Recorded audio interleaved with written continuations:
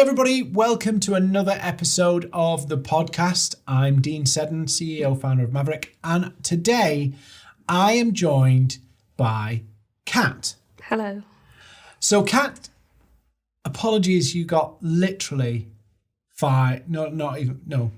you were 5 minutes ago, you were sat at your desk, right? Yeah. So Kat has no prep for this, and hopefully we don't go too far off script. So Kat, how long have you been here now? I think I was looking the other day. I think it's been 9 months now. Only 9 months? Yeah. It feels longer, but it is only 9 months. It feels like you've been here forever. Yeah. So in those 9 months, you've been, you must have written how many social posts? God, thousands maybe? It feels like thousands. So you've probably written, let's say, 1,000 social media posts. Yeah. What do you see, or what are some of the tips? Because a lot of people, when they're writing social media posts, they go, I don't know what to do, or they run out of ideas.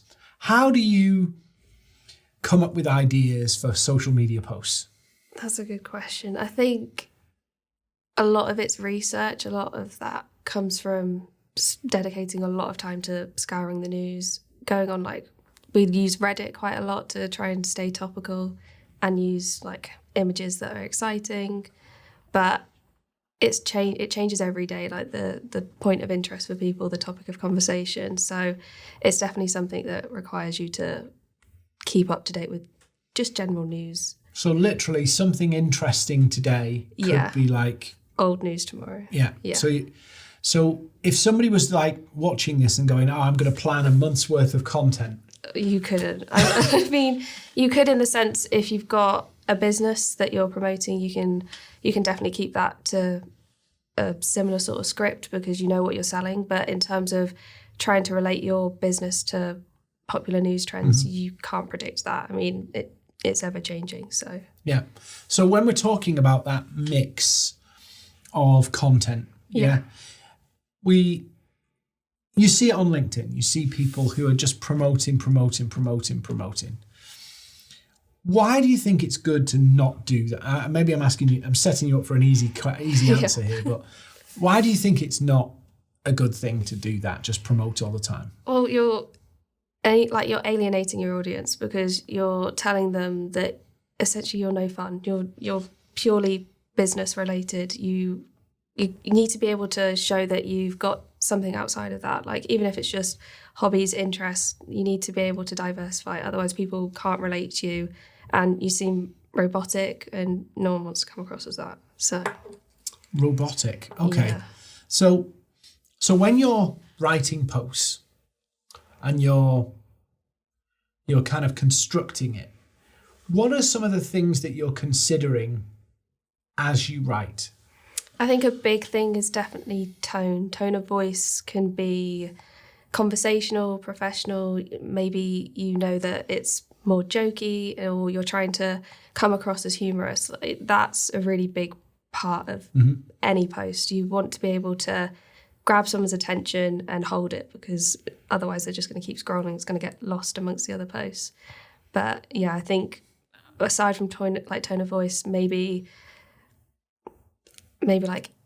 capturing them with images, videos. I think anything that's going to pique their interest is going to be a good thing to go off. So if maybe somebody watching us chew the fat here is I don't post at all. What would be some of their reasons to post? Because it is a commitment, isn't it? Yeah. Yeah. When you joined us, how much content writing had you done prior to that? I'd done a fair bit. Throughout my degree, I'd written a lot of content alongside my studies. So it was trying to be consistent with posting, but I've very rarely posted myself. I think when I joined the company, I'd posted maybe 2 or 3 things on LinkedIn. It hadn't been something that I'd used consistently. But I think once you get into that habit, it makes you appreciate you're going to have interactions. You're going to create some form of connection with people. So there is, a huge benefit to consistency. So from you doing what you did before here coming here, and now you're 1,000 posts in. Yeah. Has it got easier to write? Yeah, completely. I think that first week was like, wow, okay. I mean, I'd gone from, strict deadlines with uni and having like essays that you'd cram the night before to suddenly like, wow, this is, someone's paying you for this service. You want to make sure that you're providing something that you're proud of and that they actually want to post themselves, because a big thing is you're conveying something for someone else, so you don't want to be getting that wrong. But yeah, it was definitely a culture shock maybe, and a good way to jump in. But do you feel like you've built your writing muscles from so when I don't know how to even explain this, but when I'm writing a post now, it's almost like I think differently. Yeah, definitely. Like it changes the way you think about writing. Yeah. But if I think back maybe 3-4 years ago, how many posts have I written? If I think back 3-4 years ago, some days I would have a mental block, or it'd take me like an hour and a half to write one post. Yeah. But now it's like 20 minutes, I've done it. Yeah. So there is this kind of muscle that you build in terms of your own writing once you're familiar with your own style. Yeah. How long do you think, and I know I'm asking you from your own experience, but other people will be curious to know if they're there right now going, I'm going to write a post every day. That might take them, 5 hours a week to write 5 posts. How long did it take you to get like a pace and a rhythm to it? Yeah, I think initially the pace was sort of set. You've got deadlines, and when you're amongst other writers, it really encourages you to match that pace. You don't want to be the one that's working slowly or left behind, or especially when you're in a close-knit team, you don't want to be the weakest link. So you're really conscious that, right, I need to keep up. I need to make sure that I'm not falling behind. And it's probably within the last few months that I've got into like the groove of things, and I feel a lot more confident with what I've written. I'm not proofreading for like hours on end, deliberating over like a sentence or two. I'm like, no, I'm confident in what I've said. And I think, it's definitely within the last few months that's been something that I'm like, right, it's getting a lot easier, it's getting quicker. And I think, it just comes with practice. Yeah. Practice makes perfect. For sure. And I think you have a tougher job than maybe somebody watching or listening to us would have, because you're writing like I'm writing about the same stuff, the same theme, pretty much every day. It's Maverrik, it's what Maverrik does, it's what we're about. You have a tougher job than me in writing content, don't you? I would, to an extent, but I also think when you are passionate about writing and it's your vocation, you find enjoyment from all different angles, and there's something really satisfying about being able to change your style of writing. So going from talking about like really in-depth cybersecurity things to then being able to talk about like wellness and well-being, like that is so satisfying that you can switch it. And I don't know, I think yes, it has its challenges if you're not accustomed or you don't know the technical lingo, but no, I think there's a real joy to being able to wear different hats, essentially. Yeah. So if you were giving some people some tips about how to get into the rhythm, and seriously, I gave Kat 5 minutes notice here, so we all have to be nice. If you were giving some people some tips, they were like, I want to get into this content writing thing. I want to be posting on LinkedIn more. What are some of the things that you've kind of picked up along the way that could be helpful? So I think probably the first thing was what I already engage with, what makes me stop when I'm scrolling, what do I enjoy reading or things like that. And then it's taking that essence and making it your own. So if you know that you want to come across as more informal, more personable, then how do you word that? How do you say it in a way that will relate to your audience? But I think a big thing is just reading anything for fun, reading the news, reading short, like little snippets every day, because you're improving your knowledge, vocabulary, like all of that plays a big part. So when you're flicking on your phone and you go to BBC News now, maybe in an evening, or Sky News, I kind of flick on the news every so often. Does it kind of spoil it for you now that you go, oh, I could use that tomorrow? Somewhat. I think I've kind of come full circle, because throughout the past year or two, like, the news hasn't always been the happiest. So it's not something you'd willingly look at. But now, as things are easing and it's like there's more excitement, even like in the technical space, like there's so many different things that are happening, it's making it easier to get back into the rhythm of like keeping up to date with things. But yeah, there's definitely an element of like, oh, that article would be an interesting one for this post. But I don't know, that is quite exciting because the cogs start turning and you're like, oh, this would be an interesting angle. So except when it's 9:30 and you're just flicking on your phone. Being able to be like unable to switch off is So I'm gonna ask you a tricky question now. Obviously, when we're working alongside clients, sometimes they will be quite adamant about what they want to say. And sometimes you know that what they want to say will bomb. Yeah. How do you deal with that as a writer when you know that sometimes the client's wrong, but they're critiquing what you're saying? How do you, because this is, for you, this is not like a 9 to 5. You love writing. So what you put is an extension of Completely. You. But when the client comes in tinkering with it and saying, oh no, we want to say this, we want to promote this, how do you deal with that in like your own person? Well, I think initially not very well. Like, criticism's not a fun one to take. And I think, you, like you say, it's an extension of yourself. You're putting your heart and soul out there, especially with like creative jobs. It's such a personal thing. So when you're being told that someone hates it or they just don't like the wording, it feels like a personal attack. But I think definitely throughout my time here, I've learned that it's not personal. Realistically, it's just someone doesn't vibe with it, and that's fine. And I think you have to still maintain some integrity. Like, you have a style, you have a way that you feel it should be worded, but this, I guess, it's compromise. You know that if they're really adamant they want it in a certain way, then fair enough, but you have to have at least tried to say, like, I think this style works better, like, especially if you've got the evidence to back it up, like, this format works better for a post. It's always quite, I'm going to be a bit naughty here, it's always quite satisfying though when they amend it, post it, and then wonder why it bombs. And I mean, it's one of those where you can actually be like, well, I did tell you, and moving forward, maybe we'll listen to me. I mean, the challenge is, right, we're all posting for a purpose. Yeah. But sometimes the way to achieve the purpose isn't direct. Yeah. Sometimes you have to kind of, I call them engagement posts. People go,